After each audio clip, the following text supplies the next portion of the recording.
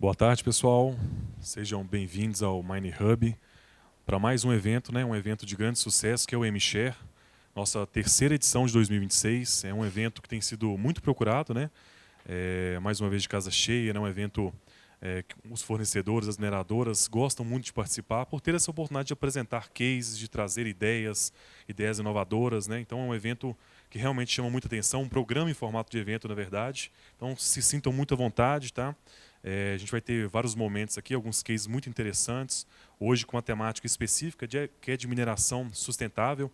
Então a gente vai trazer aqui desde cases de sustentabilidade, descarbonização, circularidade. E qualquer dúvida, a gente vai ter um momento ao final, né, para que vocês possam se conectar quem está apresentando. Então tem um formulário de conexão, tem uma pesquisa de satisfação. Fiquem até o final para que vocês vejam aí todos os cases, né, são todos excelentes, tá? Fiquem muito à vontade. Eu queria passar aqui rapidamente alguns avisos que a gente tem aqui, antes da gente começar. Primeiro, a nossa rota de fuga. Hoje a gente não tem previsto nenhum tipo de treinamento, tá? Então, se soar alarme de incêndio, que de fato a gente tem algum previsto, então hoje não tem nenhuma previsão. Vou explicar um pouquinho da rota de fuga para vocês.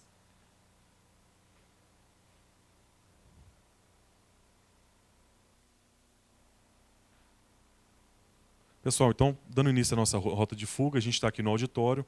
O primeiro passo é que a gente saia ali, né, nas portas do auditório e a gente ande até o corredor e saia pela porta principal do Mine Hub. Tá? A gente não vai acessar os elevadores, a gente vai passar direto e vai acessar as escadas. Então, nós vamos descer 3 lances de escada até o andar principal. Lembrar sempre de utilizar o corrimão, né, para que a gente possa descer as escadas.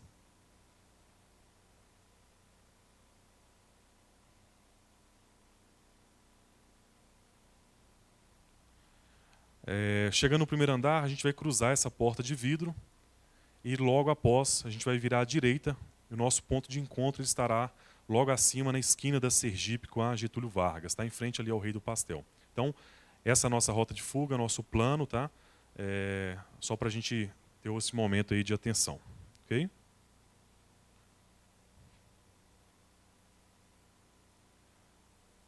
Pessoal, então passar também nosso vídeo institucional, né? Falar um pouquinho do Mine Hub.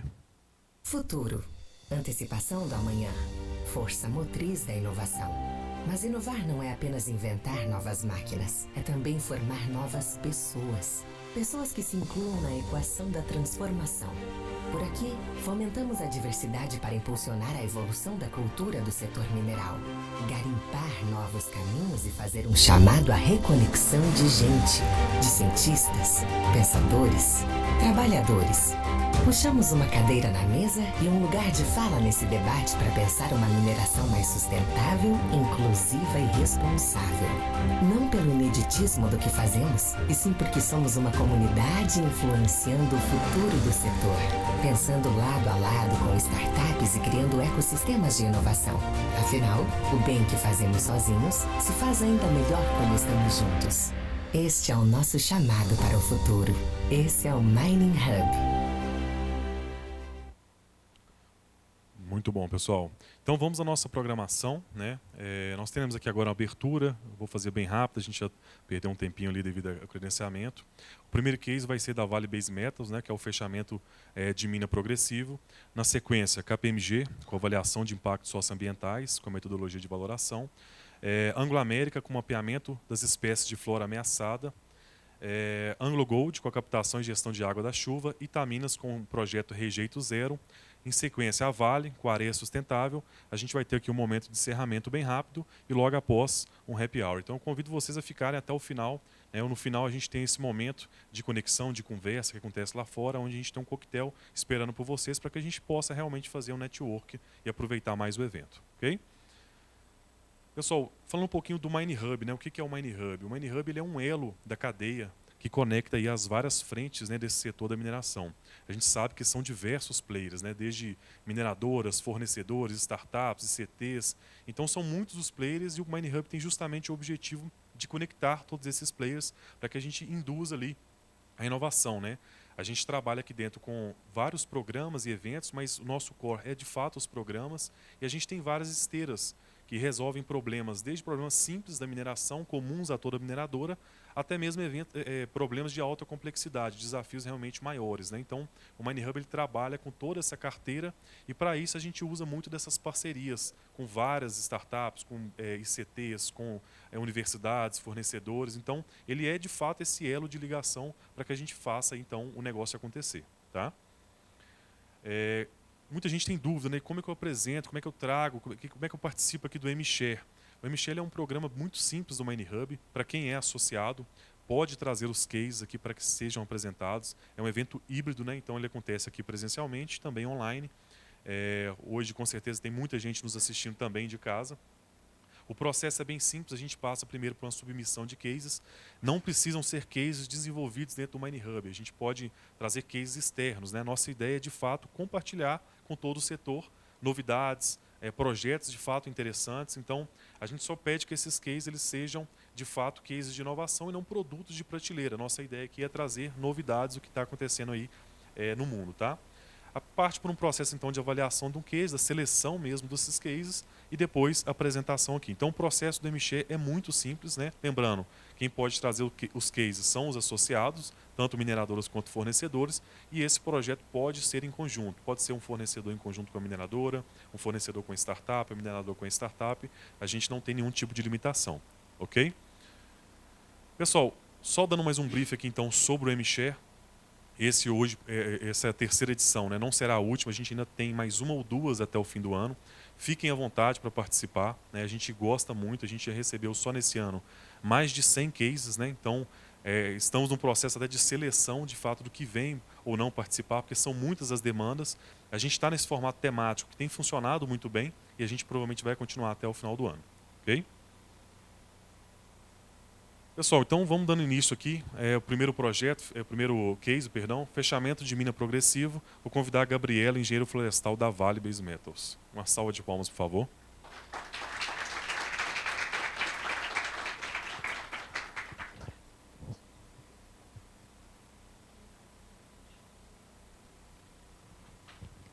Boa tarde. Meu nome é Gabriela, sou engenheira florestal, formada pela UFRA, Universidade Federal Rural da Amazônia. Sou formada desde 2018, especialista em avaliação de impactos ambientais, em georreferenciamento, né? E, dentre os programas que eu atuo dentro da Vale Base Metals, né, eu atuo na mineração onça-puma. Alguém já ouviu falar da mineração onça-puma? É a mina de níquel, né, da Vale Metais Básicos. E eu trouxe para vocês um case aqui de fechamento de mina progressivo, que é uma metodologia que a gente tem aplicado agora na mineração onça-puma. Para quem não conhece, ou para quem conhece, mas não tem todas as informações, onça-puma é uma mina de ferro-níquel, né, o processo pirometalúrgico. Está inserido numa região de alta pluviosidade. Então, esse é um dos motivos para a gente implementar o fechamento de mina progressivo, né? Relevo acidentado, é uma extensa rede de drenagem natural. São fatores que acabam aumentando, né, esses problemas voltados à erosão, carreamento de sedimento e aumentando o custo do empreendimento em vários, além de problemas ambientais também, aumentando o custo significativamente. Porque quem não conhece onça-puma, a gente está numa região muito sensível. A gente está numa região muito sensível, né? O que eu quero dizer com isso? A gente tem uma terra indígena ali do lado, a gente tem várias comunidades no entorno. Então, quando a gente fala de água, né, de sedimento, quando a gente fala de processos erosivos, tudo isso tem que ser pensado levando em consideração também a comunidade que está ali no entorno. O que a gente está fazendo de diferente, né? Agora, eu trabalho em conjunto, né, o meio ambiente, a equipe de meio ambiente trabalha em conjunto com a geotecnia, com o planejamento e com a operação de mina para poder pensar no fechamento antes do encerramento da unidade, né? Então, aquele processo que a gente começa a fazer o fechamento somente após a vida útil do empreendimento, agora não é mais assim, né? A gente já começa ali o que é pilha, o que é pátio e até mesmo o que é área de lavra, que já pode ser entregue para fechamento, e reduzir a área exposta, né, porque a nossa lavra ela é uma lavra de encosta. Ela é uma lavra de encosta e ela é expansiva. Ela vai avançando, né, procurando minério, ela não vai descendo. A gente vai fazendo as bancadas, né, de acordo com o teor de níquel que está sendo lavrado ali. E isso vai expandindo. Então, você tem vários pátios, você tem várias pilhas, porque você separa o processo, né, em produto, você separa em estéreo, calcedônia, limonita. Então, você tem várias áreas extensas ali de pilhas e pátios, diques, para poder aguentar, para poder conter esses sedimentos. Qual o nosso desafio, né? A grande quantidade de drenagens naturais, a formação recorrente de feições erosivas pela própria condição da área, né? Necessidade de reduzir a geração de sedimentos, os elevados custos de obras operacionais convencionais de contenção, que neste momento, né, são aplicados diques de contenção, né? Necessidade de estabilizar áreas antes que se tornem passivos ambientais e aproveitar os materiais disponíveis internamente. Né, vocês viram que eu falei aqui, a gente tem estéreo, que é muito gerado na lavra, e o nosso rejeito ele é seco. É um rejeito seco, a gente não tem um rejeito líquido, que a gente forma a escória. Né? Então, como é um processo pirometalúrgico, quando o minério, né, quando o solo, ali, a mistura, o blend, ele entra no forno para poder gerar o minério, você gera o ferro-níquel e gera o estéreo. Então, hoje, a gente está usando isso como solução. Boa parte do material que a gente utiliza no fechamento de mina é um material gerado no próprio processo. Então, a gente utiliza a mão de obra da operação, até mesmo para otimizar para eles, né, a parte do processo, e para a gente também no fechamento de mina, e utiliza estéreo para conformação, o estéreo para conformação e a escória ali também na parte de drenagens para auxiliar na contenção e para evitar os processos erosivos. E utiliza o topsoil do próprio avanço de mina com um banco de semente ativo para a área de recuperação.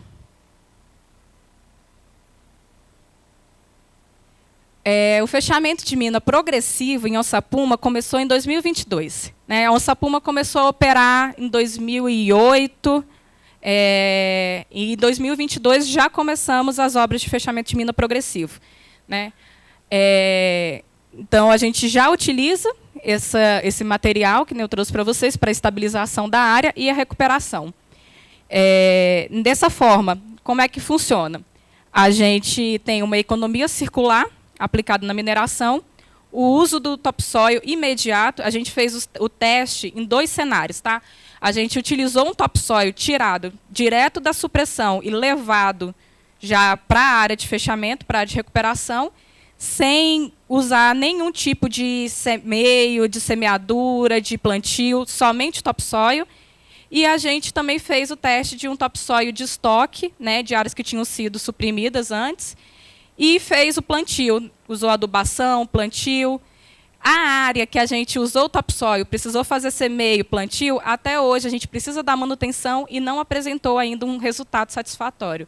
Mas a área do topsoil, que foi tirado com banco de semente direto da supressão e levado para a área, nunca precisou passar por manutenção e está totalmente revegetada. Então, a diferença assim, foi gritante mesmo. E temos também a principal foco, que eu acho que é a integração multidisciplinar.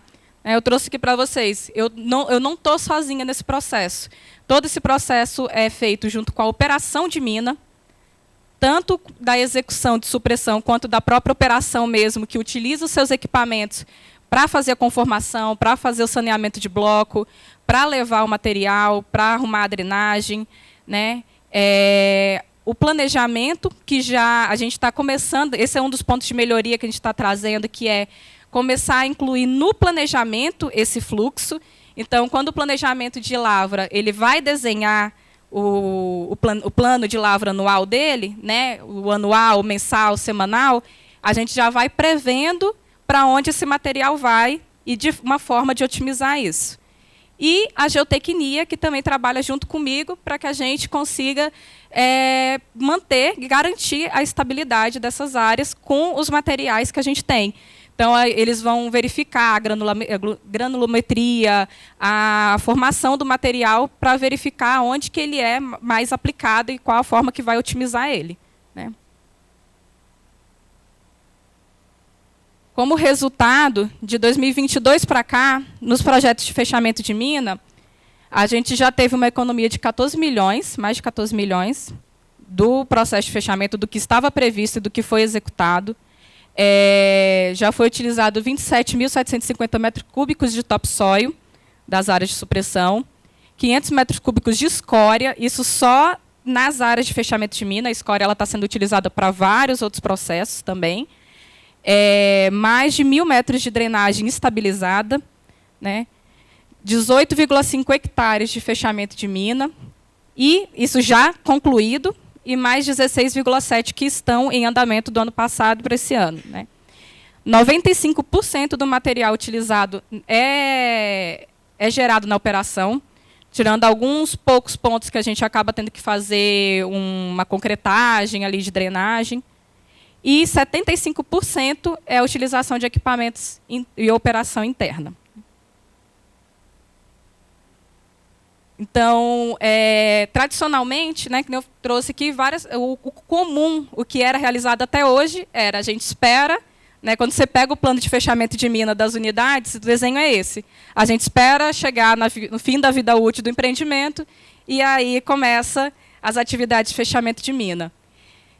Atuar de forma progressiva, a gente consegue otimizar e melhorar os custos da operação hoje, a gente consegue reduzir os custos de fechamento de mina, a gente consegue utilizar um material de melhor qualidade, né?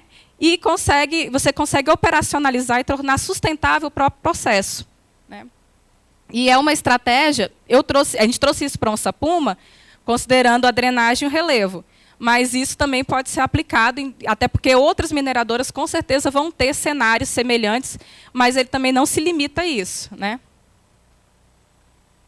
Eu trouxe alguns exemplos aqui para vocês verem, né? Essa aqui é uma das áreas de pilha que estava com um processo erosivo já bem considerável, né? Já com bem...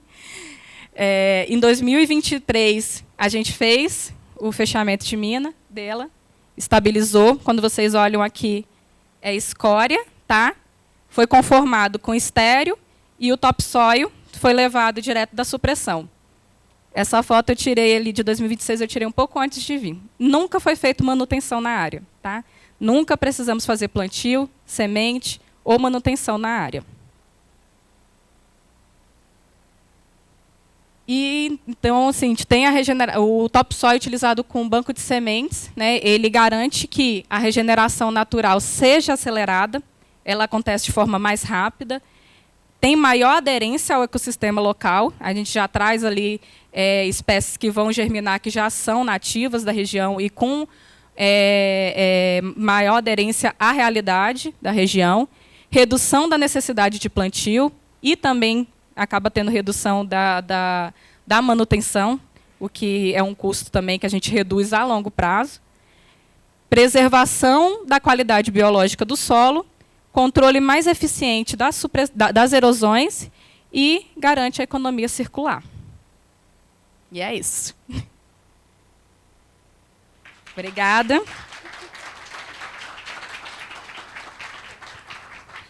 Obrigada, Gabriela, perdão. Parabéns pela apresentação.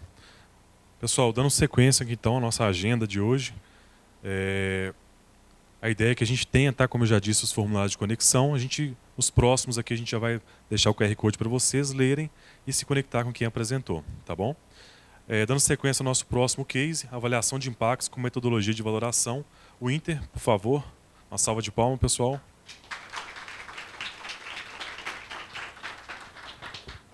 Muito obrigado. Muito bem.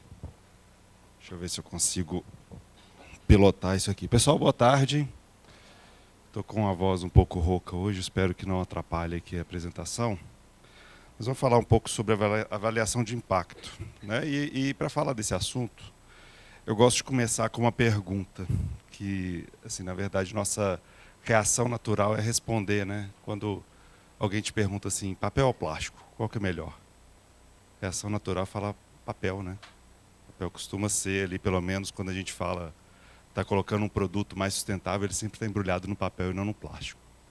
E aí eu lembro de um caso que eu aprendi quando eu estava estudando no mestrado, em que, né, aconteceu na década de 90, que o McDonald's na Europa, né, eles estavam já sendo pressionados pela quantidade de lixo que era gerado.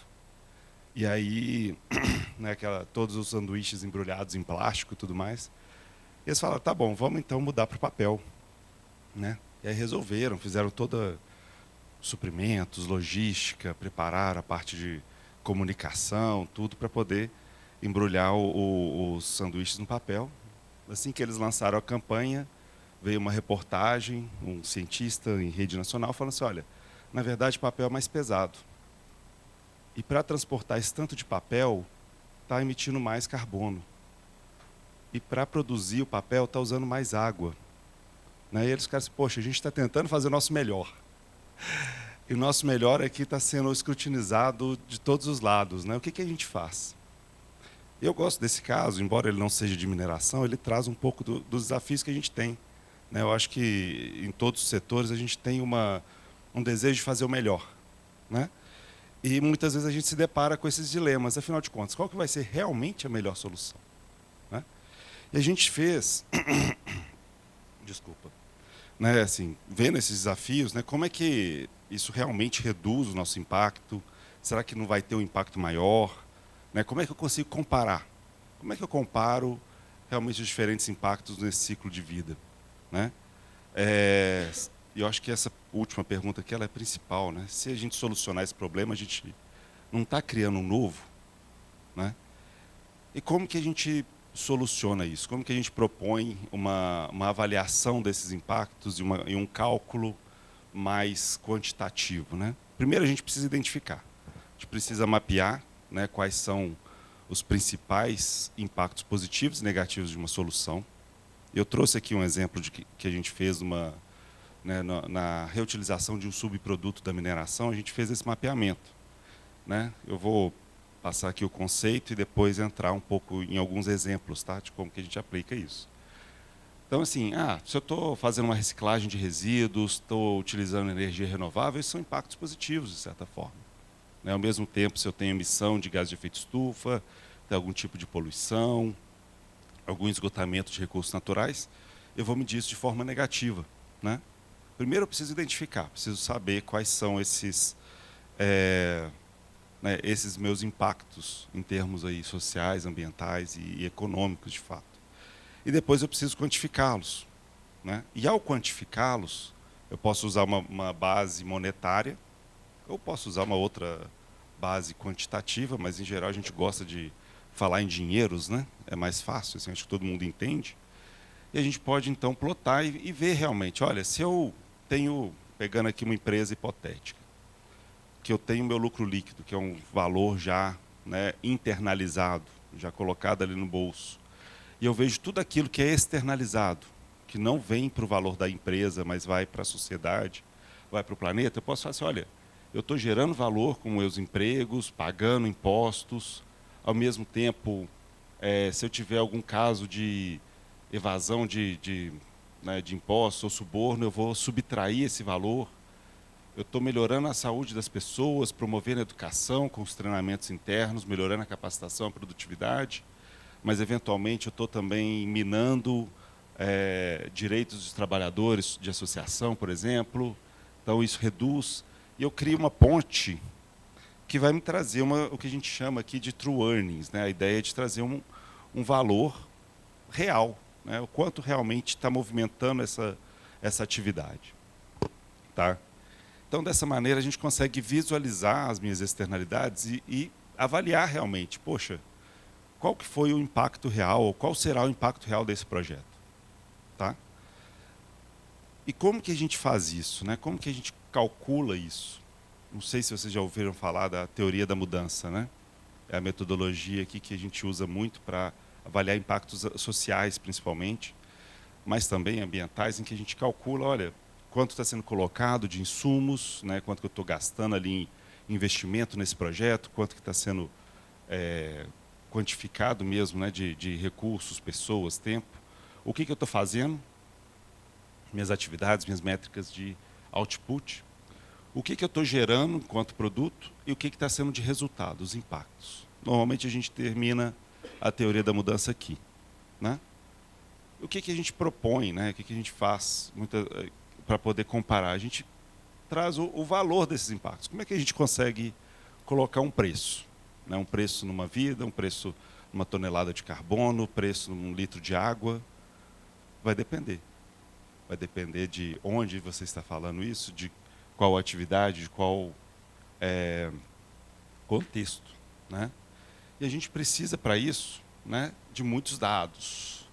E aqui está um dos primeiros pontos que a gente sempre observa de uma dificuldade. Será que a gente tem todos os dados que a gente precisa? Vou dar um spoiler aqui. A gente faz muito avaliação de um impacto de remuneração, né?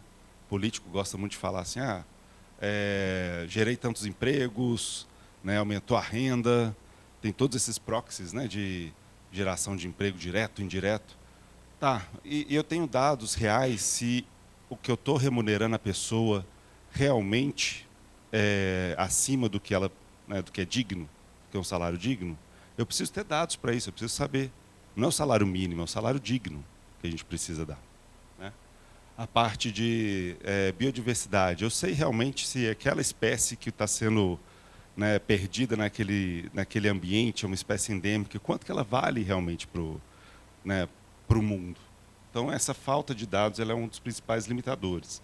Mas a gente utiliza o que é possível. Abordagem metodológica, existem fundamentos globais, né, da Value Balance Alliance, de Harvard, que está dentro do chamado, eu sempre tenho que colar isso, tá, gente? International Foundation for Value in Impacts, que são alianças globais que têm essas metodologias, tá? Que utilizam realmente assim, olha, dentro da teoria da mudança, como que a gente consegue calcular o valor daqueles indicadores básicos. Então, a gente já tem uma base comparável, né, científica, para poder realmente colocar nessa teoria da mudança, junto com, né, a experiência, pessoas que conhecem do negócio, para valorar cada indicador. Tá? Então, a gente precisa de fazer um grande esforço para poder chegar lá no final e trazer um número para a sociedade e falar assim, olha, essa minha solução ela realmente gera um impacto positivo ou negativo. Alguns exemplos aqui. Trouxe 3 exemplos porque eu gosto de trazer também de outros setores, acho que traz uma visão do que pode ser. Tá? A gente teve um trabalho de uma construção em uma área isolada. Não era uma mineração, era um aerogerador, tá? Mas eu acho que traz muito da parte quando a gente está falando de uma implementação, né? No momento de CAPEX, em que foi feito um cálculo em que a gente viu o seguinte, olha, mobilizou todo né, e no caso aqui a empresa estava muito interessada em propagandear todas as ações sociais que foram feitas na comunidade, de capacitação de mulheres, de né, valoração dos produtos locais. Isso tudo está aqui, ó. Segurança hídrica, porque construiu um monte de poços artesianos para a população. A gente calculou, realmente, teve um impacto positivo na inclusão produtiva, capacitação de mulheres, segurança hídrica. Só que na hora que a gente foi ver a perda de biodiversidade, a diversidade etária, a diversidade de gênero, aqui, imagina, construção, obra civil. Né, desculpa a palavra, mas aquele bando de homem naquela cidade do interior ali. A gente teve que valorar muito negativamente. Eles ficaram assim, realmente talvez a gente falar sobre isso aqui seja um greenwashing, né? Então a gente consegue trazer essa visão mais pé no chão pro empreendedor sobre o que realmente vale a pena, né? Esse outro exemplo aqui é do Allianz Parque. Eu não sou palmeirense, tá, gente? Então o pessoal fala assim, ó, cuidado ao dar esse exemplo. Eu falei, tá bom, a gente traz aqui um exemplo do estádio, que não só, né, para jogos de futebol, mas também usado muito para shows, né, para eventos culturais, né, e eles já tinham um valor agregado alto, tudo. Só assim, olha, a gente quer saber o que é relevante para a gente reportar, né, na hora que a gente está falando com a comunidade, com o entorno, nosso reporte, o que a gente deve realmente falar para as pessoas.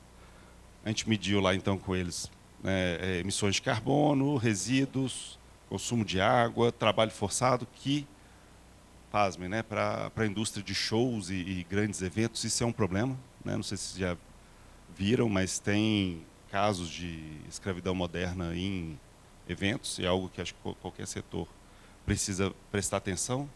Treinamento, diversidade, saúde e segurança. E a gente viu assim, olha, living wage, vocês agregam valor para as pessoas que trabalham ali, né? Assim, elas recebem, além do que é o chamado remuneração justa, e agregam para a sociedade dessa forma, né? Então a gente consegue ver, identificar o outlier, identificar realmente aonde que é relevante.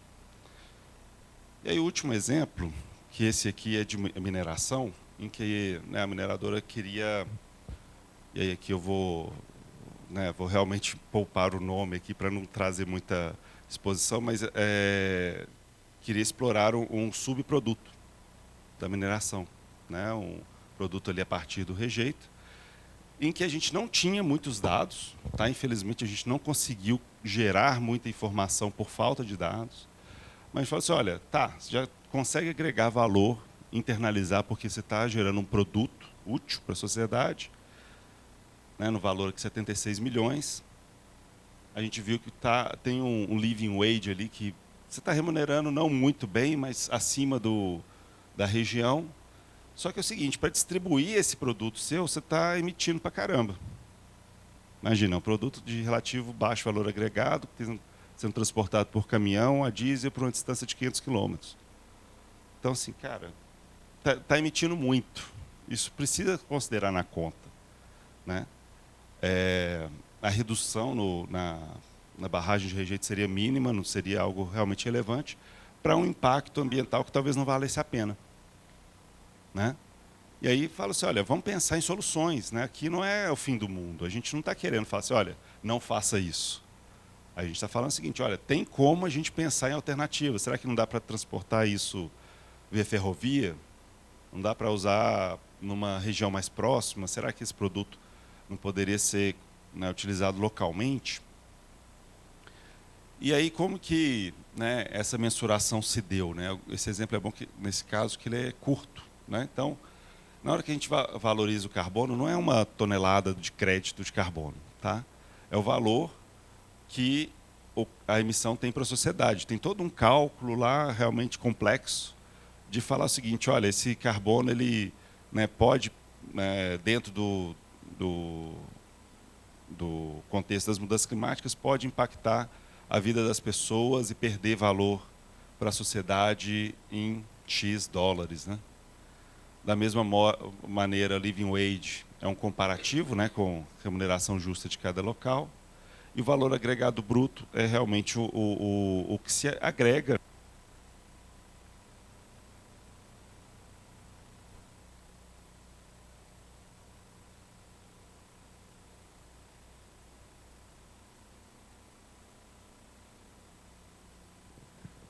Oi, voltou. Dentro de uma economia, tá? E aí o que a gente aplica isso, né? Ah, o fundo ficou vermelho aqui, não era para ficar vermelho, não. Desculpa, era para ficar branco.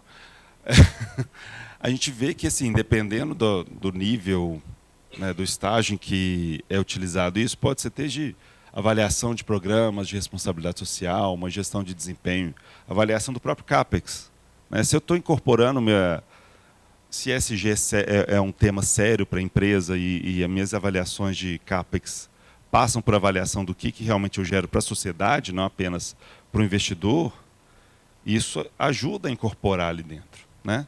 Precificação de produtos, gestão de compras e uma inovação mesmo, né, de uma forma geral. E o que vem depois? Eu prometo acabar, que aí acabou meu tempo também. Né? Traz essa quantificação das externalidades, ajuda a avaliar os direcionadores futuros, isso são, né, indicam riscos e tendências, e traz o desenvolvimento de respostas estratégicas para esses desafios. É isso. Obrigado. Foi ótimo, ficou dentro do tempo, André. Parabéns, obrigado. Pessoal, dando sequência aqui, nosso próximo case. Antes disso, eu acho que agora sim a gente tem o formulário. Fiquem à vontade para ler o QR Code, tá? Esse QR Code é onde vocês conseguem, de fato, conectar com quem está apresentando. Então, quem quiser ler, podem fazer perguntas, podem mandar a conexão também. Posteriormente, o MineHub vai fazer um e-mail conectando a empresa ao apresentador, tá? Vou dar alguns minutinhos para que vocês possam ler o QR Code. Ok? Opa, vou lendo ainda.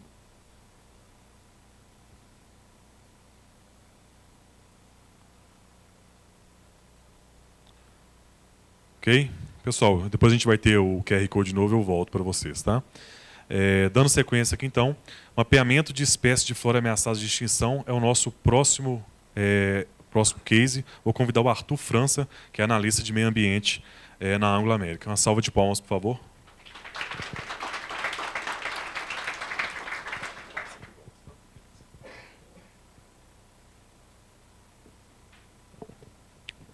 Boa tarde. Então tá bom, pessoal. Meu nome é Arthur. Eu trabalho no serviço da indústria, serviço da Anglo American, da FIENC. E eu vou falar um pouco sobre um projeto muito interessante que a gente desenvolveu no nosso projeto Minas Rio, em Conceição do Mato Dentro, que é o mapeamento de espécies da flora ameaçada de extinção por drones, inteligência artificial. Só uma apresentação, eu sou Arthur, sou biólogo, mestre em zoologia na FMG. Eu trabalho atualmente em Conceição do Mato Dentro, para a Anglo American. Para quem não conhece a Anglo American, a gente tem um sistema Minas Rio, que é um complexo de extração e beneficiamento de minério de ferro, no município de Conceição do Mato Dentro, Alvorada de Minas, e a gente escoa esse minério para um mineroduto, de mais ou menos 530 quilômetros, para o terminal portuário no Rio de Janeiro. E a gente fez esse trabalho em parceria com a Bioflore. A Bioflore é uma startup de tecnologia que trabalha com conservação ambiental por sensoriamento remoto e inteligência artificial. E eles ganharam o 3º lugar no X-Prize Rainforest. Para quem não sabe, o X-Prize é um campeonato internacional com equipes de diversos países. E essas equipes elas trabalham em conjunto, competindo entre si, na verdade, cada país compete entre si, com o objetivo de mapear o maior número possível de espécies dentro de uma área sem acessar essa área. E eles ficaram em 3º lugar com o time do Brasil, né, no caso, no campeonato internacional, que é um número muito bom. Do Hemisfério Sul foi o 1º lugar.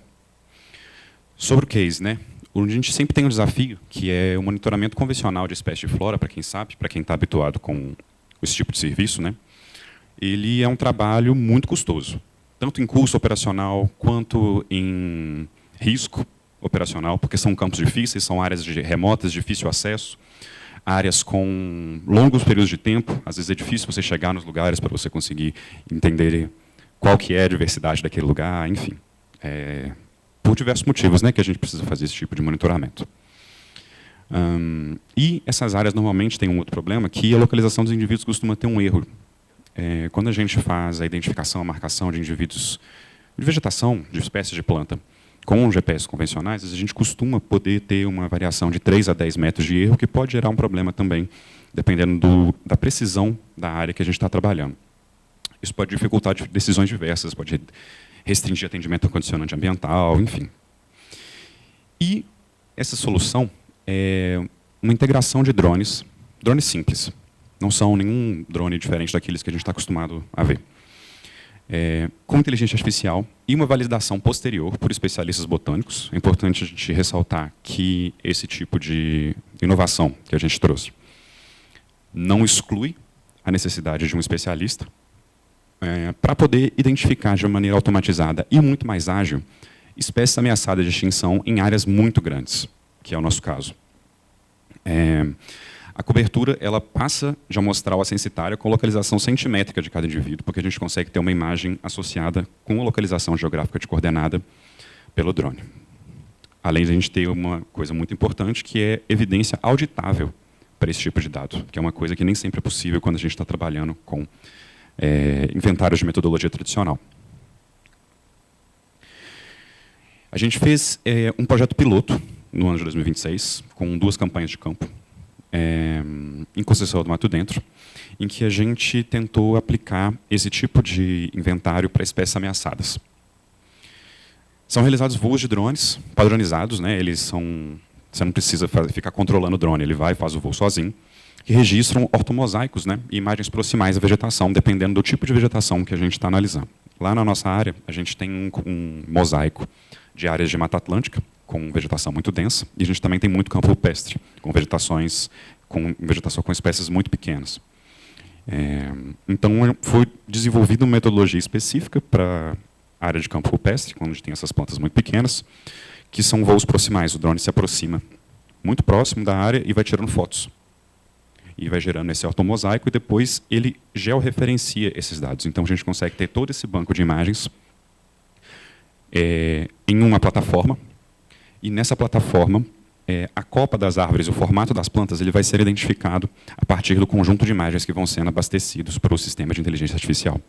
Então, o próprio sistema consegue identificar qual que é aquela espécie de uma maneira muito mais rápida, sem que a gente tenha que necessariamente ir lá, acessar a área, bater facão no peito e conseguir descobrir quais são as espécies que tem ali.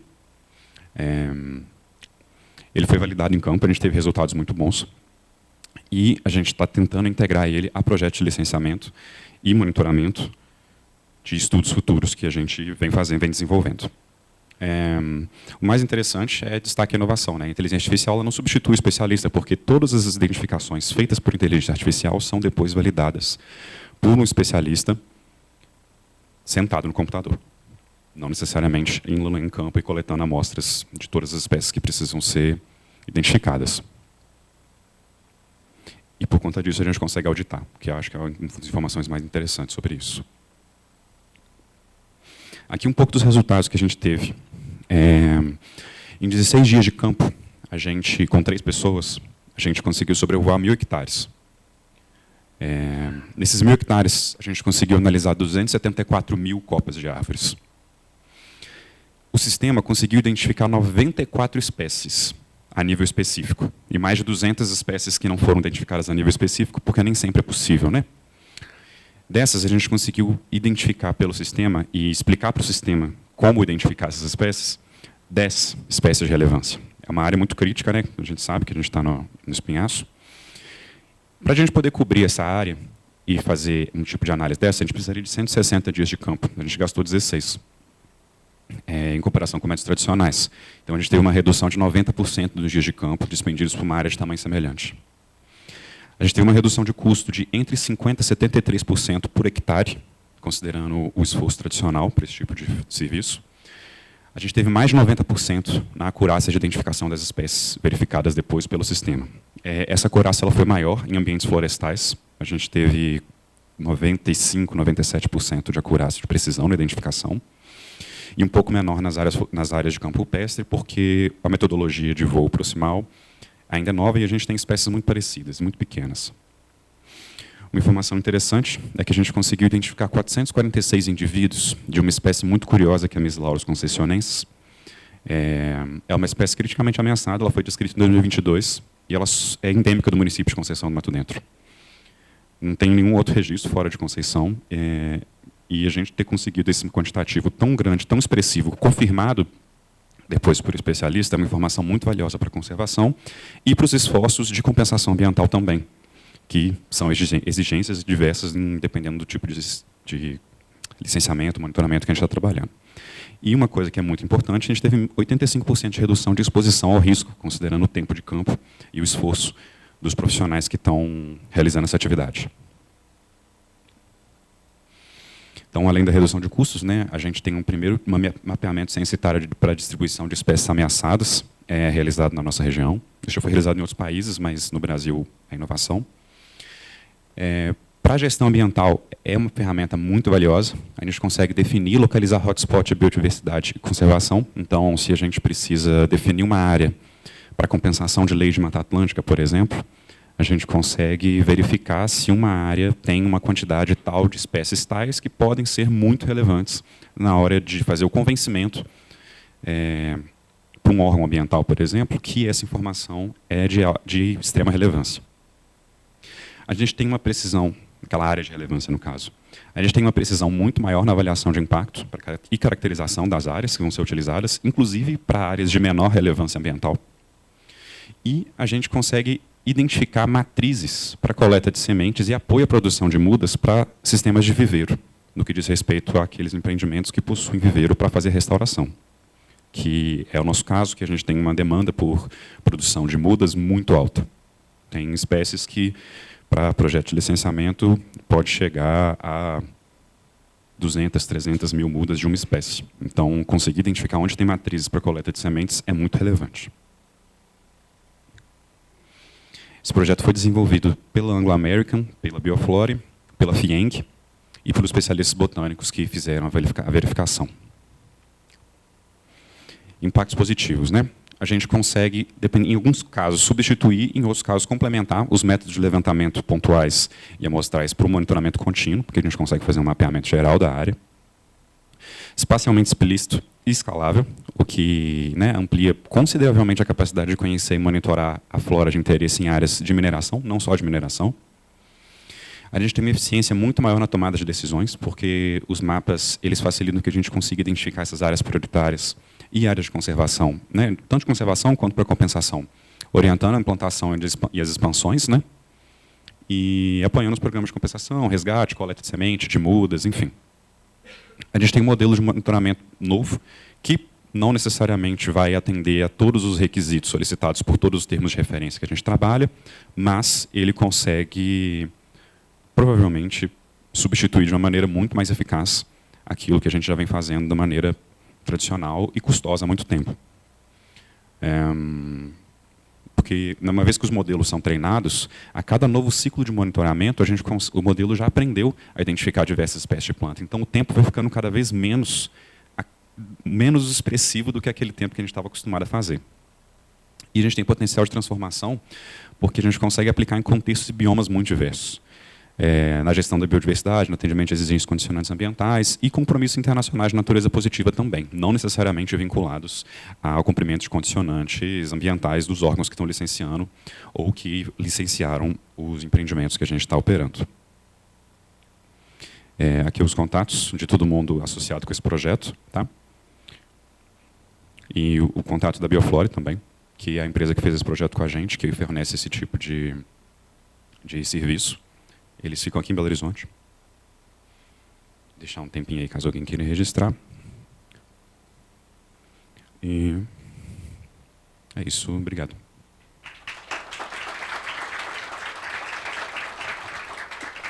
Obrigado, Arthur. Parabéns pela apresentação.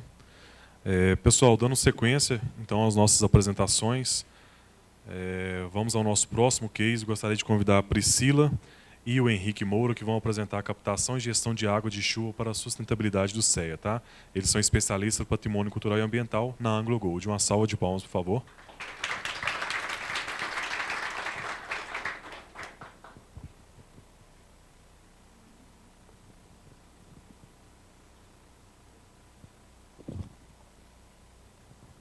Oi, pessoal, boa tarde. Meu nome é Priscila. É um prazer estar aqui hoje compartilhando esse case com vocês. Eu faço parte do time de educação ambiental, sou especialista de patrimônio cultural e ambiental do Instituto Anglo Gold Achante. Boa tarde, pessoal. É uma honra estar aqui com vocês. Eu me chamo Henrique, eu sou especialista em patrimônio cultural e ambiental e faço parte do Instituto Anglo Gold Achante também. Pessoal, depois de ver tantos cases maravilhosos aqui, que bom poder agregar com tantos aqui. Foi legal compartilhar do colega também, o Bioflore foi um parceiro nosso também lá na RPPN, foi muito legal ter visto aqui também. Então, falando um pouquinho sobre a nossa empresa, né, hoje a gente representa aqui o Instituto AngloGold de Ashanti, a gente tem 1 ano de atuação como instituto, mas quando esse case começou, ele estava dentro da gestão da AngloGold. Então, a AngloGold é uma empresa, hoje é uma mineradora, é a empresa mais longeva que a gente tem aqui no país, com mais de 190 anos, e um dos pilares que a nossa empresa, né, ela gere é a questão da sustentabilidade. Então, a gente trouxe isso também para o Centro de Educação Ambiental, que é onde a gente trabalha hoje. O CEA, esse ano, ele completa, né, 26 anos de atuação. A gente recebe, por ano, aproximadamente 17 mil visitantes.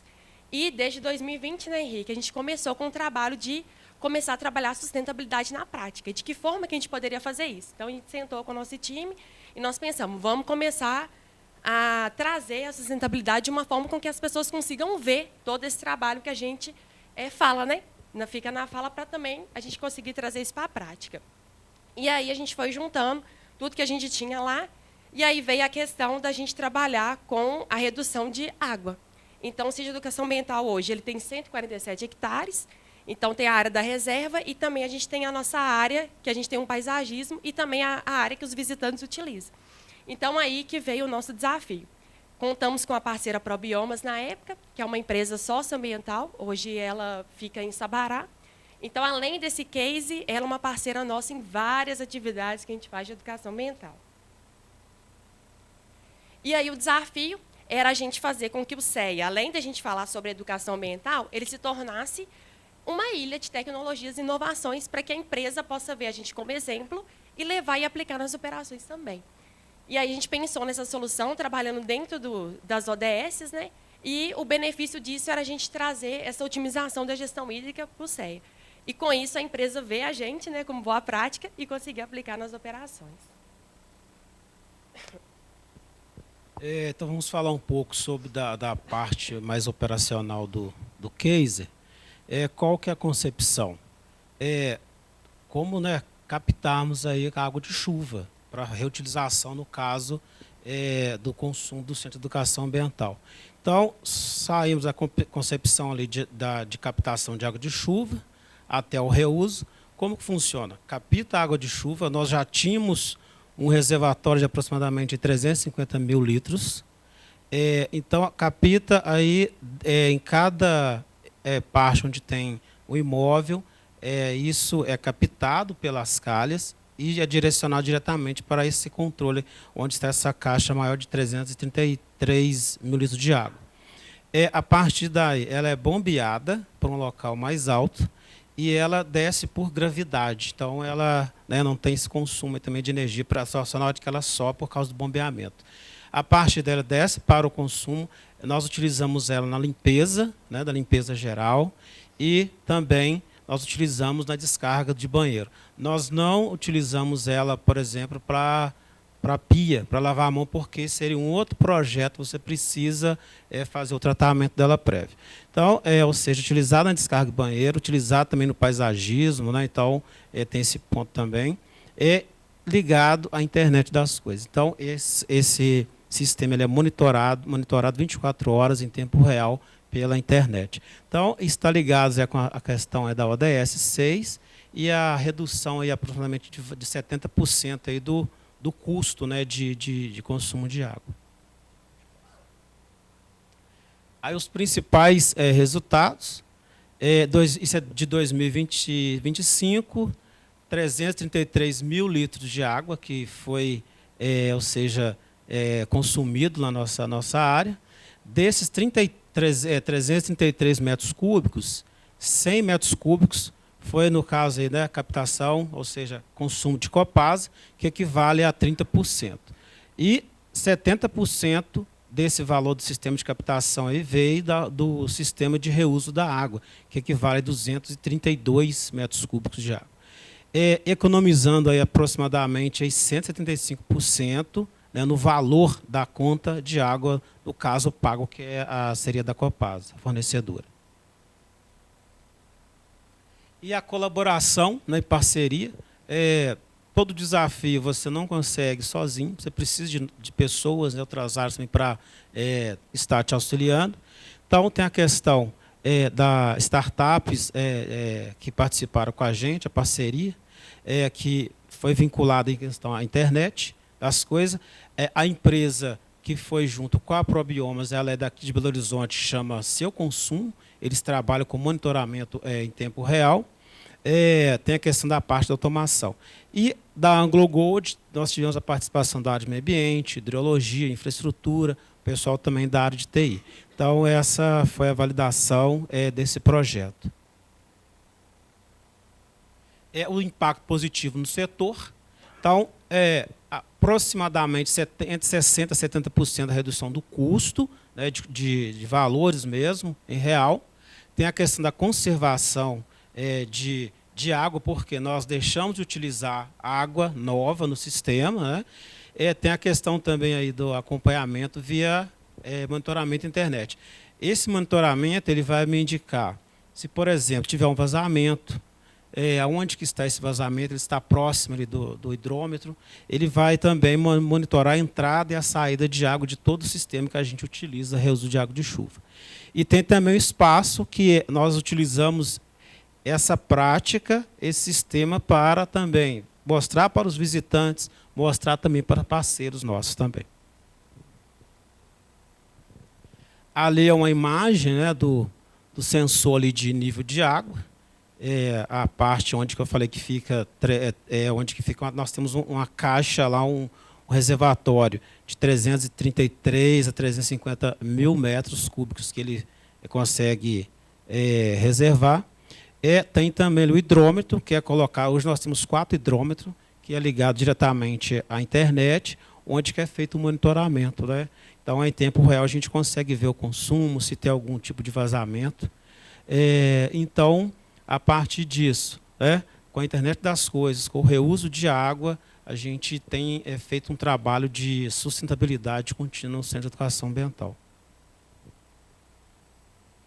E aí, complementando tudo que o Henrique falou, né, todos esses ganhos, tanto a questão financeira, que a gente sirva também como exemplo para a empresa, a gente poder compartilhar essa prática, a gente conseguiu colocar esse case dentro do nosso processo metodológico de educação ambiental. Então, a gente recebe vários visitantes, várias faculdades, e aí a gente conseguiu colocar isso na visita e as pessoas conseguem ver como que funciona. E é muito legal, né, Henrique, porque a gente escuta bastante comentário. Então, as pessoas gostam, quer levar, então, principalmente quando vai grupos de criança, que a gente recebe maior fluxo de escolas municipais, os meninos falam assim, nossa, eu quero levar para minha casa, meu pai faz, né? Então, a gente consegue ser que essas pessoas sejam multiplicadoras de todo o que a gente faz lá no CEA. Então, a gente está aberto também para vocês quiserem lá visitar.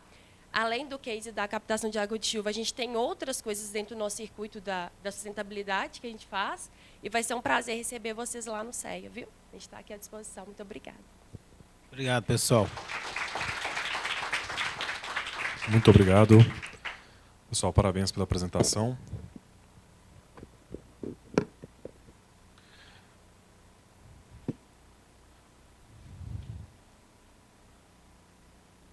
Pessoal, teremos mais um momento aqui de envio de perguntas. Quem quiser enviar pergunta, fazer conexão, basta ler o QR Code. Se alguém ainda não leu, por favor, leiam para que vocês possam fazer a conexão.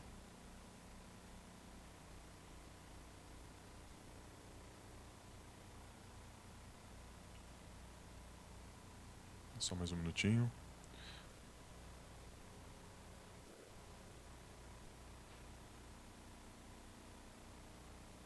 Ok? Pessoal, então dando sequência ao nosso próximo case, projeto Rejeito Zero. Eu convidar a Kathleen Santos, engenheira civil, no caso vai ser a Ana Iris hoje, né, Ana? Ela vai substituir a Kathleen na nossa apresentação. Pessoal, uma salva de palmas.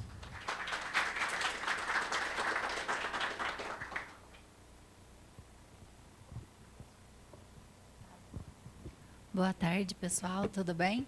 Bom, eu sou a Ana Iris, né? Sou engenheira de processo da Itaminas. Eu vim aqui representar a Kathleen, que é a nossa engenheira civil, que trabalha com a parte de inovação na questão do rejeito zero, voltado para a construção civil. Ela teve um imprevisto, então vim aqui representar ela. E o nosso projeto é transformando rejeito de mineração em soluções sustentáveis para a construção civil. Bom, o grande problema aqui é que dentro da mineração a gente gera toneladas, milhões de toneladas de rejeitos, né, anualmente. e a nossa busca constante para que a gente tenha uma destinação para esses rejeitos, né? Porque eles sempre atuam, a gente tem que ter à disposição o custo, né, com o tratamento desses rejeitos. Então, assim, quando a gente tem uma busca para subprodutos, né, com esses rejeitos, eles se tornam muito importantes dentro da inovação dos nossos projetos. E também a indústria da construção civil, ela tem uma dependência crítica dos agregados naturais, né, que é a areia, a brita, e isso aumenta bastante os custos, né, dentro da construção civil. Então, os nossos desafios principais foi buscando ali para esse projeto é que a grande área requerida para disposição e armazenamento de rejeito, a gente tem as pilhas de estéreo, né, que atualmente não tem mais disposição de barragem. São grandes áreas em que a gente precisa de tratamento, o custo é muito elevado para esses tratamentos, então isso é o objetivo principal, a gente diminuir, né, esse empilhamento de rejeito, dar uma destinação para esse material. Os custos operacionais e gestão, manutenção desse material são altos, e a geração desses passivos ambientais, né, complexo, longo prazo, toda a infraestrutura, geotecnia, análise que a gente precisa ter e monitoramento desse material. Então, a gente busca essas soluções viáveis, né, até mesmo para fechamento de mina, de área de atuação dentro das nossas empresas. E essa dependência, né, de utilização dos agregados, até mesmo dentro das dependências da empresa de mineração, né? A gente tem as infraestruturas, né, que é preciso ser feito dentro da área. Foi daí que surgiu a ideia desse projeto. Bom, e aí ele nasceu dentro da engenharia de projetos lá na Itaminas, né, buscando essas soluções sustentáveis e uma destinação para o nosso rejeito, que ele gerou até o desenvolvimento de um livro, né, que é o Minério Reaproveitado, que é Transformando Desafios em Caminhos. A gente pegou do limão e fez uma limonada com o nosso rejeito, que a gente tem aplicado ele aqui, lá nas nossas áreas. Bom, esse projeto ele faz com que a gente pegue esse passivo ambiental e use como da utilização dele, né, para a construção civil dentro das nossas dependências. Então, o que nós fizemos? Nós pegamos, assim, nós temos a geração do oversize, que é um material que não tem um teor de ferro economicamente viável. Temos os rejeitos desaguados, que são rejeitos arenosos, né, que ele tem maior teor de sílica e de ferro, que também não é viável. E também o rejeito lama, que é gerado através de filtro prensa. Então, o estudo veio dali de como a gente utilizar e como que ele poderia ser usado dentro da construção civil, em pavimentação, né, em artefatos pré-moldados, que é meio-fio, bancos, chapéu de muro, reboco, chapisco, né, ajudando também em elementos de drenagem. E aí a gente vê que dentro dos testes, né, nós vimos que o diferencial competitivo ali para esse projeto é que a gente conseguiu substituir 100% da areia por esse rejeito desaguado, que é um rejeito mais arenoso, dentro das nossas análises, né? E a brita, que atualmente nos nossos testes eles estão sendo utilizados com o oversize, que foi substituído para a utilização do oversize. E aí, para quê, né? Fazemos os testes, conseguimos as nossas análises, e aí o importante é que a gente tem, assim, as nossas validações técnicas, né, de como isso pode ser realmente utilizado, por mais que o foco da empresa não é olhar para a construção civil, mas a gente tem grandes custos com isso, né, e a destinação desse rejeito. Então, fizemos as análises da granulometria, se estava dentro da especificação tanto de areia quanto de brita, compactação, compressão axial e para pavimentação.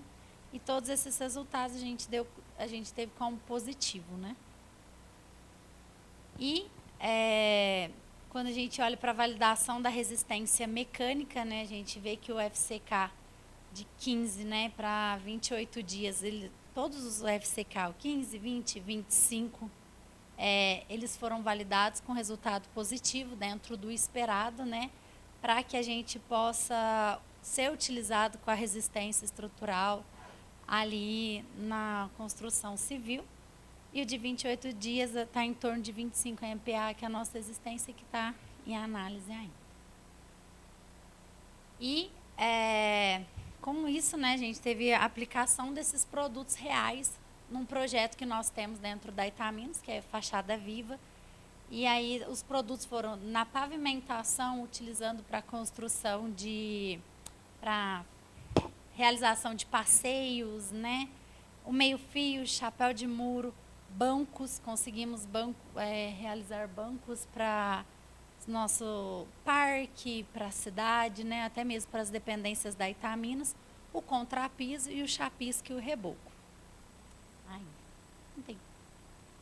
E aqui tá algumas evidências, né, da produção dos nossos produtos. Olha, a gente tem um meio-fio, depois o chapéu de muro, né? E esse projeto Fachada Viva, a Itaminas, ela é bem próximo da comunidade, então a gente tem esse impacto com a comunidade, então a gente está sempre buscando alternativas, trabalhando no meio social junto com a comunidade. Então tem esse projeto de Fachada Viva, que é a revitalização da fachada das casas, a infraestrutura, manutenção. Então o meio-fio, o chapéu de muro foi utilizado. Aqui está a imagem deles sendo implantado, né, na frente das casas da comunidade. O banco que foi feito, ele foi implantado dentro do parque da cidade de Sarzedo, né, que é um parque que também é de revitalização e cuidado da Itaminas. E a gente colocamos o banco lá, os bancos também dentro das dependências, para que a gente possa ir acompanhando ele, monitorando, né, com o tempo, porque para ver a real veracidade, como que ele vai se comportar, com o tempo a gente vai tendo essas análises ali. E aqui também, na primeira foto, é o antes, né, da fachada da casa 244 ali. Na segunda foto a gente consegue ver o contrapiso e o chapéu de muro que foram colocados ali na fachada da casa, né, para auxiliar. E também a utilização para chapisco e reboco na estrutura das casas, para assentamento dos blocos. E, assim, como tudo precisa da viabilidade, quando a gente olha como é utilizando o nosso rejeito, né, nossa produção interna ali, a gente consegue reduzir esse tempo, esse custo, né, de meio-fio, chapéu de muro e o banco, de acordo com as proporções dos nossos rejeitos utilizados, né? Então, fazendo uma combinação do oversize, do rejeito lama e do rejeito arenoso, a gente consegue chegar nessas proporções ali de redução do custo do banco, chegando acima de 80%. E como impacto, né, a gente elimina a necessidade da extração dos agregados finos na natureza. A areia, a gente sabe como é o processo de extração dela. Substitui também os agregados graúdos, né, que é o oversize, que já é um material que já está sendo formado lá, que tem a disposição, né, diminui a disposição de rejeito para nós, faz essa economia circular, que é nós darmos destinação a todos os nossos produtos e subprodutos, e damos o alinhamento com o ESG, que para ajudar nas nossas metas de sustentabilidade, governança, né, e a descarbonização. Bom, e como estamos na avaliação, né, dos nossos produtos gerados, com o tempo já temos ali em torno de 6 meses de produtos, desses nossos produtos aplicados, que estão sendo validados, monitorados para ver a eficácia, né, mesmo que a resistência, tudo esteja, todas as validações técnicas estejam dentro do padrão. Nós ainda seguimos com as nossas análises técnicas para ter essa comprovação de tempo de vida útil, né, se a veracidade dele. E para aplicações futuras, a gente também pensa para canaletas de drenagem, escadas hidráulicas, dissipadores de energias, estruturas de drenagem, para fechamento de mina, proteção de talude e para partes de vias internas mesmo da empresa, onde tem ali o tráfego, né, de veículos pesados. Bom, é isso. A intenção é sempre transformando o passivo em solução, que é o futuro da mineração sustentável.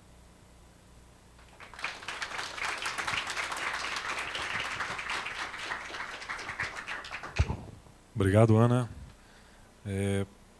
Mais um excelente case apresentado, pessoal. Nós estamos partindo aqui já para o final. Nosso último case, convido vocês a ficarem até o fim. Né? Como eu já disse, após o último case, a gente vai ter ali um happy hour, um coquetel para que a gente possa se conectar. Okay? Dando sequência, então, nosso último case apresentado, a Areia Sustentável da Vale. Vou convidar a Tainá Baeta e o Felipe Daminato, que são de novos negócios da Vale. Salva de palmas, por favor.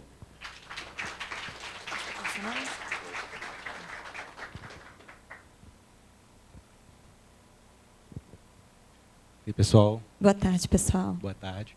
Primeiro, prazer estar aqui com vocês. Obrigado pelo convite também. E é engraçado, o case que a gente está trazendo aqui, ele é bem parecido com o case que a Ana acabou de trazer também. Ele é para reaproveitar rejeitos de mineração através de uma solução sustentável, uma aplicação econômica dele. Ixi, pra frente. Alguma pergunta? Só para a gente se apresentar aqui, vou começar, já passo para você, tá, Tainá? Sou o Felipe, estou aqui há 15 anos na Vale também, lidero a parte de negócios da Vale. E esse é um case que a gente começou a construir basicamente em 2019 lá na Vale, que a gente vai apresentar aqui para vocês. Eu sou Tainá, eu trabalho com o Felipe na área de novos negócios, né? E aí aqui, dentro de várias outras empresas, a gente faz aí a condução junto à Agera, que é uma spin-off da Vale, que tem o foco em fazer esse desenvolvimento de coprodutos de origem mineral para fazer aplicações no mercado, tá? E falando bem rapidamente, o que a gente vai trazer aqui para você, a Tainá vai explicar um pouco melhor. Mas o que é? A gente tem uma mina da Vale que chama Brucutu, em que a gente faz essa produção dessa areia sustentável. Começamos a produzir ela basicamente em 2021. E em 2023 a gente resolveu criar um spin-off, que é a empresa chamada Agera, que até o CEO da Agera está aqui representando também, pode te ajudar também a responder perguntas, tá, pessoal? E a gente entende que é um case de sucesso de como a gente conseguiu transformar esse produto em um produto comercial, esse material que era um rejeito da mineração, em um produto comercial. O que ela faz? Essa areia é gerada a partir do processamento do minério de ferro, e a gente criou, através da estrutura Agera, uma frente específica para centralizar todas as pesquisas, todas as frentes comerciais e de logísticas, para que esse negócio escale e deixe a Vale focada basicamente no que ela faz melhor, que é a busca para a venda do minério de ferro. E a gente vai falar um pouco melhor, mas a Agera já está aqui desde 2022 no mercado, alcançou basicamente 5 milhões de toneladas de produção. Agora, só para a gente contextualizar um pouquinho de como foi esse histórico que começou, né, em 2019, então a gente já tinha, vou seguir aqui o mapa, né, a gente tinha um problema, né, que a Vale ela gerava cerca de 70, 80 milhões de toneladas de rejeito por ano, né? Só para a gente ter uma noção de quanto que isso é um volume representativo, a tonelada da banana é mais cara do que a tonelada do minério de ferro, né, se a gente for olhar preço de consumidor. Mas por que a Vale é uma empresa rentável? Porque, no fim das contas, ela produz 3 vezes mais do que a demanda mundial por banana, né? E eu estou falando só da Vale, fora as outras mineradoras de ferro que a gente tem por aí. Então, a gente está falando aí de volumes que são, de fato, exorbitantes. Então, por mais que a gente invista recursos em fazer uma redução tanto na geração de estéreo quanto de rejeito, ainda assim a gente tem uma geração que é bem significativa se a gente for comparar em termos de produto ou de uma disposição que está sendo feita, né? Então, partindo desse problema, a gente vai para o nosso questionamento do que é feito o nosso rejeito, né? E a gente fez estudos e a gente entendeu que o nosso rejeito é composto majoritariamente por sílica. E a partir, né, desse entendimento, né, desse diagnóstico do nosso rejeito, a gente buscou mapear quais eram os potenciais produtos que a gente poderia desenvolver. Então, a gente criou um roadmap de coprodutos, de mercado, de aplicações, e a gente passou a fazer testes em bancadas para poder entender se ele tinha, de fato, aplicação. A Ana também trouxe muito bem, né? A gente precisa validar isso com o método científico para depois trazer isso para aplicação, que é um outro problema que a gente tem do futuro, né? Então, a gente tinha uns cases bem-sucedidos para falar de aglomerante, quartzo, aplicação na construção civil e pavimentação. Também tinha estudo de mercado, e aí, depois disso a gente fez estruturação, né? Então, para entender qual que era a base do nosso negócio e como que a gente ia aplicar esse produto não convencional no mercado tradicional, que é basicamente da construção civil.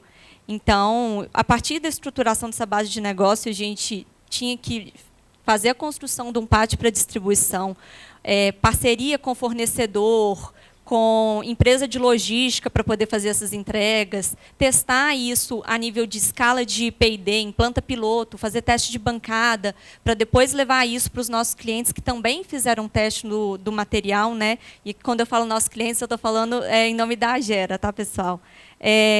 Um ponto importante também que a gente precisa fazer o licenciamento para poder fazer a comercialização desse material como uma areia. Então, a gente precisa ali levar esses pontos tanto para os órgãos responsáveis de meio ambiente, quanto para o minerário, né, para a gente fazer uma destinação responsável como areia no mercado, para que a gente consiga ter uma produção aí estruturada para conseguir partir aí para fazer uma planta piloto, que foi o caso da aplicação que a gente fez na fábrica de blocos da Vale no Pico, né? Então, a gente estruturou esse negócio e no Pico desenvolveu a fábrica de blocos para poder ter uma nova validação. E, a partir disso, a gente conseguiu fazer as vendas para construção civil, que iniciou lá em 2021, quando foi a primeira venda, ainda dentro da Vale, né?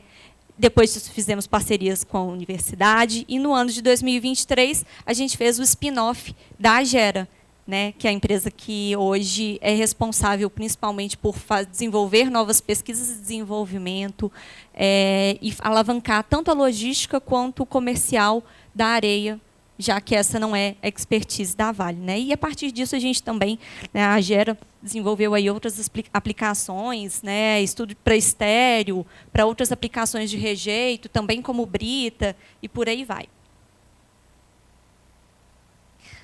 E aí, né, voltando lá, né, quando a gente está falando de volume, aonde que a gente quer atacar aqui nesse contexto, né? A gente tem aqui uma pirâmide, né, que a gente vai falar que a base dela é o nosso volume, né, que é o que vai ser representativo hoje, já que a gente quer atacar volume. Então, a gente decidiu focar justamente nesses mercados de construção civil, cerâmica e pré-moldado, pavimentação, corretor de solo e N outras aplicações, né, que a Agera também já desenvolveu.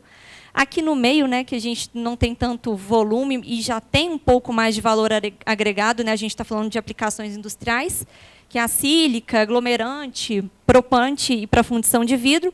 E aqui os que a gente chama de nicho, né, que tem um alto valor agregado, mas que tem uma demanda aí mundial bem menor do que uma areia para construção civil, né, que são semicondutores, painéis solares, né, e outras aplicações que a gente tem aqui.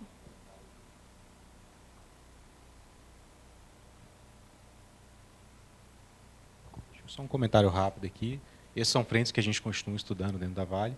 A Agera se foca principalmente nessa, ajuda também nos desenvolvimentos dessa, mas o veículo dedicado foi justamente para atacar o volume mesmo.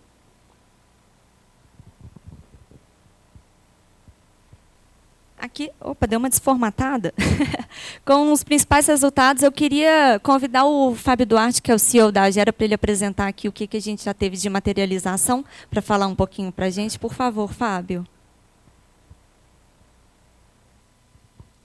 Boa tarde, pessoal, tudo bem? Bom, eu acho que a gente tem um orgulho muito grande aqui quando a gente fala dos resultados da companhia, né? A gente vem num processo de amadurecimento e de crescimento contínuo num segmento desafiador, né? Como a Tainá comentou. Mas a gente tem muito orgulho de falar que hoje a Agera é uma empresa que com 3 anos de vida ela já conseguiu colocar 5 milhões de toneladas de produto no mercado, que é um número substancial e tende a crescer, né? Então, a gente com 3 anos de vida colocamos 5 milhões e hoje a gente está em ritmo de fazer 3 milhões de toneladas por ano. Então, a empresa amadureceu, se estruturou, criou um expertise logístico, né? Como a Tainá e o Felipe comentaram. A Agera hoje ela pode ser considerada talvez aí a 3ª maior empresa de venda de agregado do Brasil, né? Quando a gente se coloca comparado aí com grandes produtores, com grandes minas de produção, a gente hoje está em 3º lugar em termos de volume. A gente atende mais de 200 clientes, desde clientes industriais até clientes de varejo, distribuidores, depósitos, enfim, pré-moldados, argamassa. É um desafio grande, né? A gente estava falando aí de aproximadamente são 300 carretas dia, na ordem de 27 toneladas por carreta, né, que a gente expede todo dia para poder atender essa demanda. Do mercado de Minas Gerais, a gente conseguiu capturar aqui algo em torno de 45% do market share, que é um feito bastante considerável, né, se a gente pensar que o share de um mercado de construção, como a Tainá comentou, super tradicional, com um produto que não é convencional, isso demandou um trabalho muito grande, um trabalho técnico, um trabalho de convencimento comercial, de P&D. Então, foi um trabalho bastante interessante que a gente conseguiu desenvolver. São mais de 27 aplicações, a gente atua em 4 estados, né? A gente manda produto para estados porque a gente aproveita, acho que foi o André que falou sobre a questão de usar a ferrovia, a gente aproveita desse subterfúgio da Vale, que a gente tem esse benefício, né? A gente usa a Vitória Minas para mandar para o Espírito Santo, e a gente já usou o MRS para mandar para São Paulo também, que são 2 grandes mercados consumidores, né, desse tipo de material. Então, a gente está um pouco nessa linha aí. E falando um pouco ainda mais sobre a questão do ponto que você levantou, André, com relação à emissão de CO2, a Agera hoje, 2 empresas no Brasil têm esse certificado aqui, que é a EPD, né, que é o Environmental Product Declaration, que é um documento, um certificado, que para você tirar ele, você precisa estudar toda a sua cadeia logística, toda a sua cadeia de produção, de uso e consumo desse material, e ele é um material que é auditado, essas informações elas são auditadas por órgãos internacionais e via de regra independente. Então, ele basicamente diz, ele conta o ciclo de vida do seu material e diz quanto de CO2 você está emitindo na produção até você chegar no downstream, ali no consumo desse produto.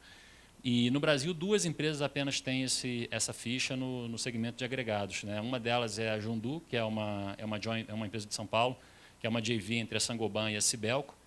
A Jundu tem mais de 100 anos de vida, é uma empresa centenária. E a Agera, que só tem 3 anos de vida, né? Então, é um motivo de orgulho muito grande para a gente poder ter esse certificado e comprovar que a nossa areia ela emite aproximadamente de 5 a 10 vezes menos CO2 do que uma areia convencional. Depende um pouco da distância, como o André comentou, mas distâncias mais curtas a gente pode ter até 10 vezes menos de emissão de CO2 pelo consumo dessa areia, que acaba sendo um coproduto de um processo de mineração. Então, toda a produção de CO2 ela fica agarrada no minério, né? E a areia ela sai meio que livre, né? Isenta dessa emissão. E, obviamente, eu acho que um dos nossos maiores orgulhos também é que nós somos uma empresa com 3 anos de operação, 300 carretas-dia, são mais de 100 pessoas a campo, trabalhando, produzindo, vendendo, e é uma empresa que tem 0 acidentes fatais ou de vidas mudadas. Então, isso para a gente também é um motivo muito grande de orgulho para a Agera. Eu acho que é isso, pessoal. Obrigado, Tainá, obrigado, Felipe, aí, pela oportunidade. Prazer estar aqui com vocês. Qualquer coisa, estou à disposição. Obrigada, Fábio.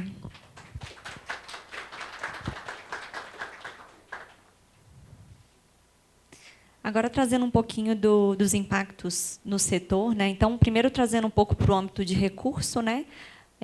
A parte, né, que a gente considera que é muito positiva é que a gente amplia o uso de materiais que já tiveram ali sua movimentação na natureza, né? Então, promove circularidade, uma destinação mais responsável de coprodutos. Quando a gente fala no que tange a recursos naturais, é uma alternativa circular para as areias que são comumente extraídas de leitos de rio. Na maioria das vezes também existe uma extração irregular dessa areia, ou seja, sem outorga, então a gente consegue aí reduzir essa extração, que é predatória. Também tem o foco, né, na inovação e desenvolvimento, então a gente une ali a expertise da universidade, né, ciência, desenvolvimento técnico, validação e aplicação, e também até a gente conseguir entregar valor para os nossos clientes e um valor compartilhado, né, com a sociedade, instituições, né, seguindo sempre ética, governança e respeito aos territórios em que a gente opera. E aqui os nossos contatos, né? Aqui está o Felipe, eu, e a gente também depois vai disponibilizar do Fábio para quem tiver interesse em conhecer mais um pouquinho sobre a Agera, tá? Obrigada, pessoal. Obrigado, Tainá, Felipe. Pessoal, partindo então aqui para a finalização do nosso evento, agradeço a todos então pela participação. Foram cases muito interessantes, de fato, né? O MX cada dia mais se tornando interessante, ainda mais nessa linha de apresentar cases temáticos, né? A ideia é que a gente traga realmente esses cases temáticos para que as pessoas certas possam estar aqui dentro do MineHub acompanhando. Tá? Vou deixar a última vez aqui o formulário de conexão, para quem que se quiser conectar com as pessoas que apresentaram. Aqui vocês conseguem conectar com qualquer uma das pessoas que apresentaram hoje, selecionar o case. Como eu disse, na sequência a gente vai fazer a conexão via e-mail da empresa que apresentou com aquela pessoa que tem interesse em se conectar. Ok? Se alguém mais quiser ler. Ok? E o nosso último QR Code, pessoal, e não menos importante, que é de avaliação do evento. Eu peço também que vocês... Vou parar de clicar aqui sem querer, tá? Que é para vocês lerem. Isso aqui é muito importante para a gente entender a percepção de vocês sobre o evento, sobre os cases. Se tiver alguma sugestão de melhoria, né? E se vocês gostaram também, fique à vontade para deixar os comentários, ok? Dá só mais um minutinho para vocês lerem.